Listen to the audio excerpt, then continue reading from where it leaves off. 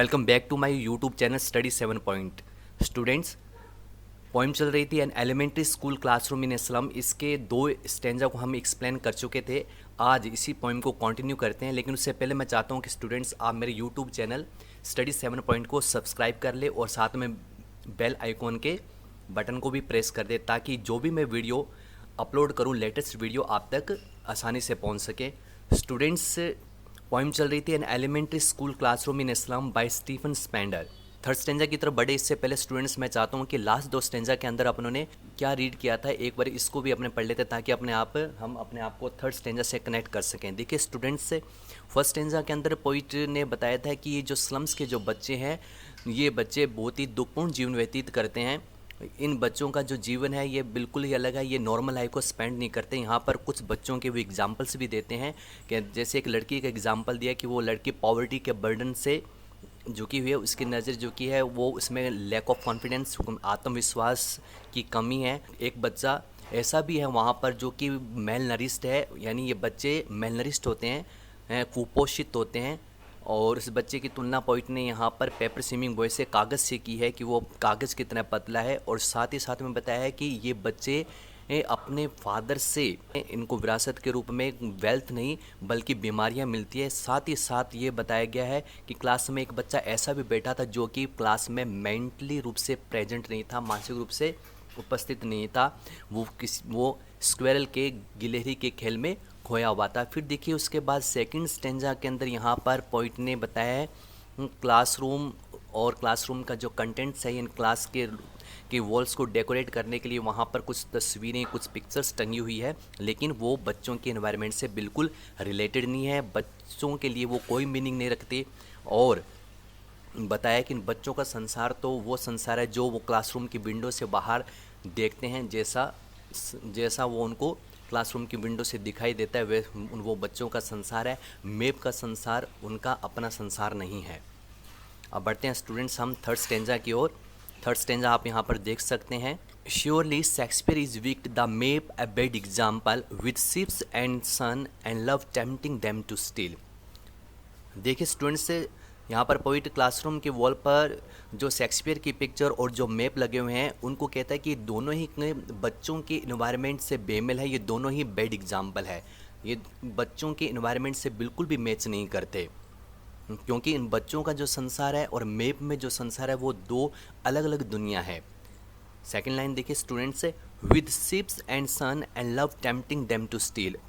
With ships, ये जब बच्चे इस संसार को देखते हैं ships and sun and love, यानी संसार के अंदर भौतिक चीज़ों को देखते हैं, संसार के अंदर लग्जरीज को देखते हैं, तो ये बच्चे टेम्प्ट हो जाते हैं। टेम्प्ट का मतलब होता है ललायित होना, किसी चीज़ के लिए ललायित होना। डेम टू स्टील, उनको चुराने के लिए, यानी बच्चों के मन में इच्छा जागती है कि वो उन चीज़ों को प्राप्त करें, और जब उन चीज़ों को प्राप्त नहीं कर पाते तो वो उन चीज़ों को चुराने के लिए आगे बढ़ते हैं। अर्थात यहाँ पर पोइट कहना चाहते हैं कि ये बच्चे जब संसार के लग्जरीज़ को और कंफर्ट्स को जब देखते हैं तो इनकी भी इच्छा होती है कि ये सब चीज़ें वो इन्जॉय करे, इन चीज़ों को एक्सपीरियंस करे, लेकिन ड्यू टू देयर पॉवर्टी, उनकी गरीबी के कारण, due to their present circumstances, उनकी वर्तमान परिस्थितियों के कारण वो ऐसा कर नहीं पाते। And they just come out of their surrounding and try to achieve all them by the way of stealing, और वो अपने सराउंडिंग से बाहर आते हैं और उन वस्तुओं को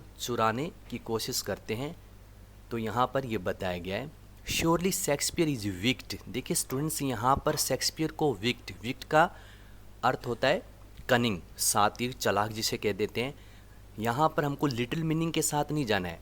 विक्ड क्यों कहा गया है यहाँ पर शेक्सपियर को, कि शेक्सपियर के जो मोस्टली ड्रामा है स्टूडेंट्स से वो डील करते हैं शिप से, हैं समुद्री यात्राओं से, रॉयल्टी से, किंग से, क्वीन से, मतलब एक ऐसी लाइफ से वो डील करते हैं जो लाइफ वो उन बच्चों को नसीब नहीं हो पाती, जो लाइफ उन बच्चों से कोसों दूर है। और जब ये बच्चे इन चीज़ों को देखते हैं तो उनके मन में एक इच्छा जागती है कि वो भी इन चीज़ों को प्राप्त करें, लेकिन उनकी पॉवर्टी के कारण वो ऐसा कर नहीं पाते और वो निकल पड़ते हैं उनको चुराने के लिए। थर्ड लाइन देखिए students, for lives that slyly turn in their cramped holes from fog to endless night. अब देखिए स्टूडेंट्स, यहाँ पर for lives that slyly, slyly का मीनिंग होता है कनिंगली, टर्न, टर्न का मतलब मोड़ देना। जीवन इन बच्चों को मोड़ देता है, कहाँ मोड़ देता है? इन देयर क्रैम्प्ड होल्स, क्रैम्प्ड का मतलब कंजस्टेड, बहुत ही कम जगह होना, कंजस्टेड। जीवन इन बच्चों को कंजस्टेड होल्स में मोड़ देता है। देखिए लिटिल मीनिंग तो इसका ये, यहाँ पर पॉइंट कहना चाहता है कि ये बच्चे विवश हो जाते हैं, बच्चे विवश कर दिए जाते हैं अपने संकीर्ण घरों में रहने के लिए। यहाँ पर मेटाफर का यूज़ किया गया है। क्रैम्प्ड होल्स मीन्स उनकी कन्फाइंड हाउसेस, उनके से संकीर्ण घर, यानी छोटे छोटे झुग्गी झोंपड़ी में जो उनके घर होते हैं, छोटे छोटे घर विद लिमिटेड रिसोर्सेस से, यानी वे बच्चे विवश हो जाते हैं इन संकीर्ण घरों में रहने के लिए। From fog to endless night, देखिए इस फ्रेज से यहाँ पर पॉइंट कहना चाहते हैं कि इन बच्चों का जो जीवन है वो एक अंधकार में है, वो जीवन फुल ऑफ डार्कनेस है। वहाँ किसी भी प्रकार के कुछ अच्छे होने की उम्मीद नहीं है, किसी भी प्रकार की अपॉर्चुनिटी उन बच्चों को नसीब नहीं हो पाती, और उनकी लाइफ ऐसे है मानो कि वो फोग से ब्लोटेड हो गई है, फोग से दब्बे युक्त हो गई है। On their slag heap, these children were skins peeped through by bones and spectacles of steel, with mended glass like bottle bits on stones. अब देख सकते हैं स्टूडेंट से यहाँ पर पॉइंट बताना चाहते हैं कि ये बच्चे किन किन हार्डशिप्स को सहन करते हैं। यहाँ पर पॉइंट बताना चाहते हैं कि ये बच्चे किन परिस्थितियों से होकर गुजरते हैं। On their slag heap, slag किसको कहते हैं? डेब्रिस, यानी मेटलिक जो वेस्ट बच जाता है, मेटल का जो कूड़ा करकट बच जाता है, उन ढेर पर इन बच्चों का घर होते हैं। On their slag heap, heap का मतलब होता है ढेर। These children wear skins peeped through bye bones, peeped, peeped का मतलब झांकना, बोन्स मीन्स हड्डियाँ।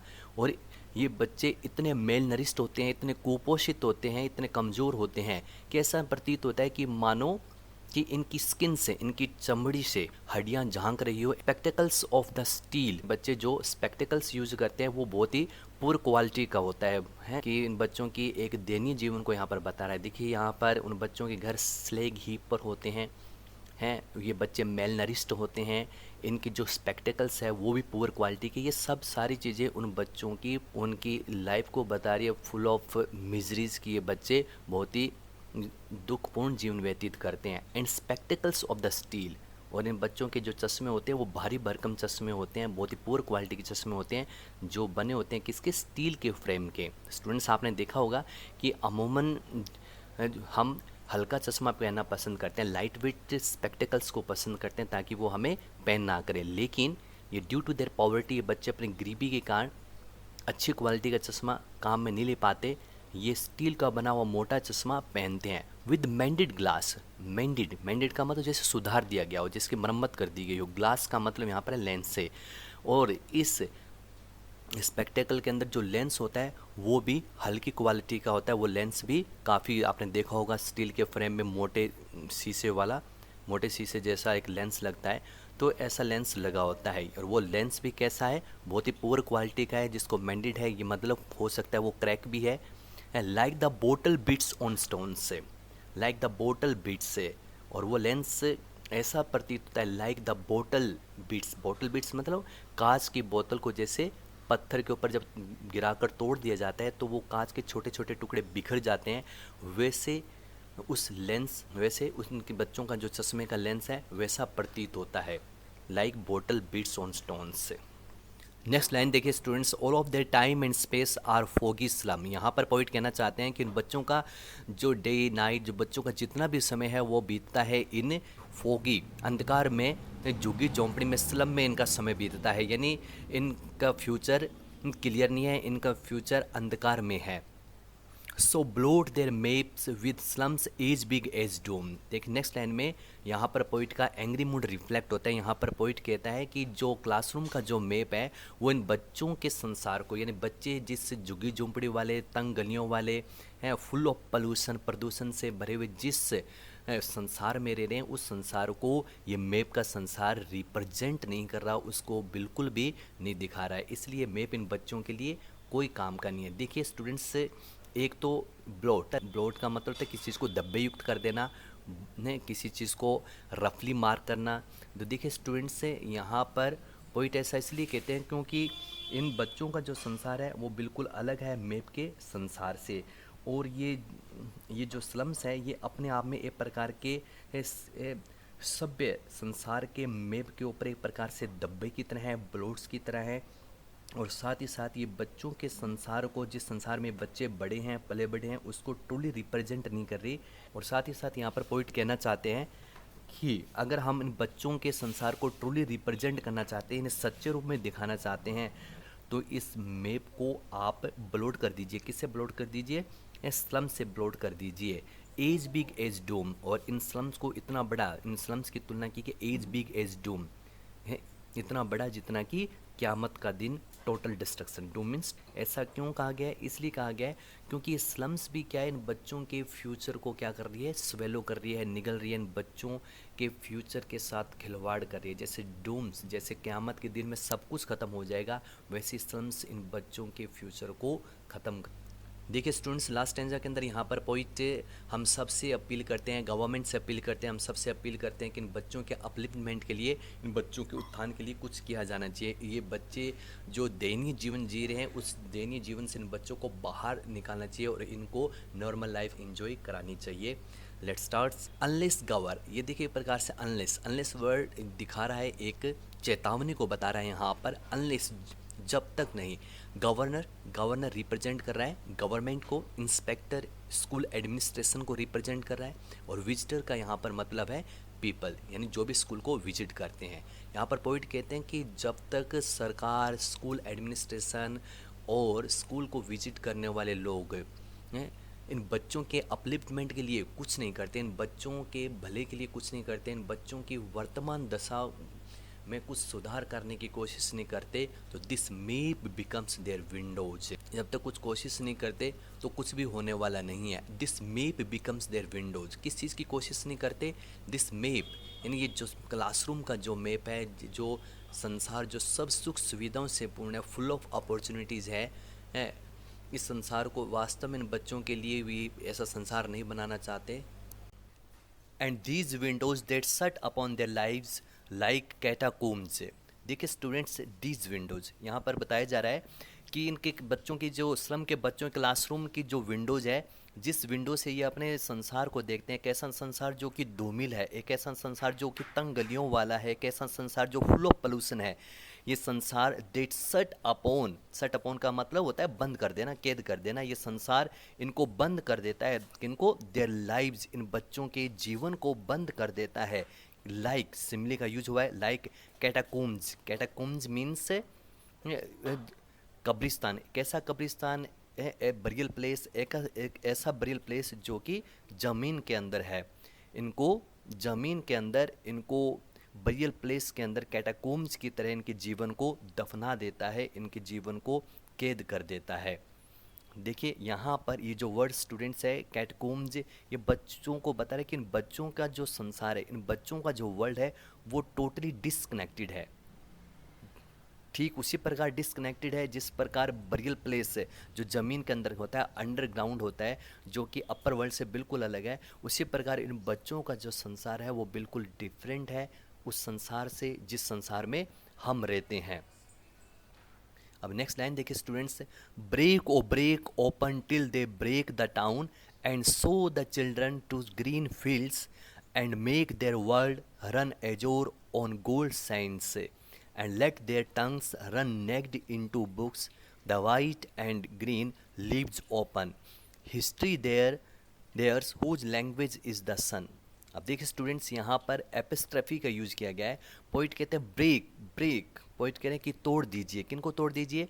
उन सारी रेस्ट्रिक्शन को तोड़ दीजिए, उन सारे बंधनों को तोड़ दीजिए, उन सारे रेस्ट्रिक्शन को तोड़ दीजिए जो बच्चों को कैद करके रखते हैं, जो बच्चों के फ्यूचर को अंधकार में बना रही है। Open till they break the town and so the children to green fields. इन बच्चों को अवसर प्रदान करना चाहिए। दिखाएं, सो का मतलब दिखाना। The children to green field से इन बच्चों को हरे भरे खेतों को दिखाना चाहिए। मीन्स से कि इन बच्चों को नेचर इंजॉय करने का अवसर प्रदान करना चाहिए। And make their world run azure on gold science, and make their world, और इन बच्चों को गोल्ड सैंड्स, गोल्ड का मतलब होता है सुनहरी, सैंड्स का मतलब रेत के कण, और इन बच्चों को रेत के कणों पर, सुनहरी रेत के कणों पर चलने का आनंद उठाने देना चाहिए। And let their tongues run naked into books से, टंग्स का मतलब होता है जीभ, लेकिन यहाँ पर क्या कहना चाहते हैं,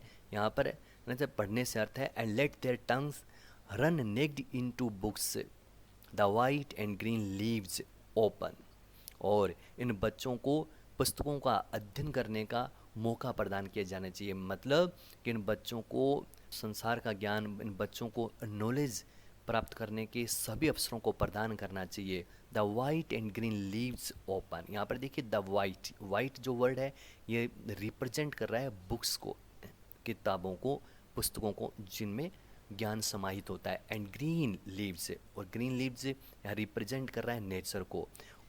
और पॉइंट कहना चाहते हैं कि इन बच्चों को हर वो अवसर प्रदान करने चाहिए जो उनके जीवन को बेहतर बना सके।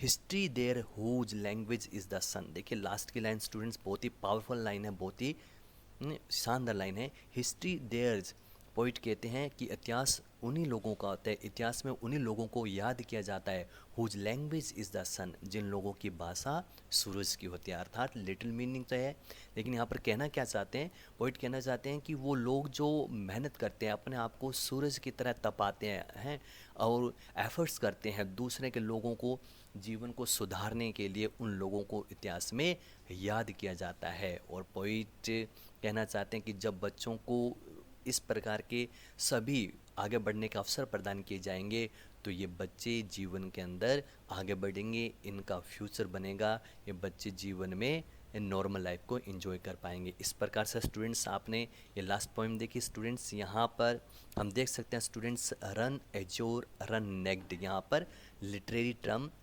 एनाफोरा का यूज़ किया गया है। यहाँ पर ब्रेक और ब्रेक, यहाँ पर एपिस्ट्रफी का यूज़ किया गया है। देख सकते हो आप यहाँ पर लाइक कैटकूम्स, यहाँ पर सिमली का यूज़ किया गया है, कंपैरिजन किया गया है ना।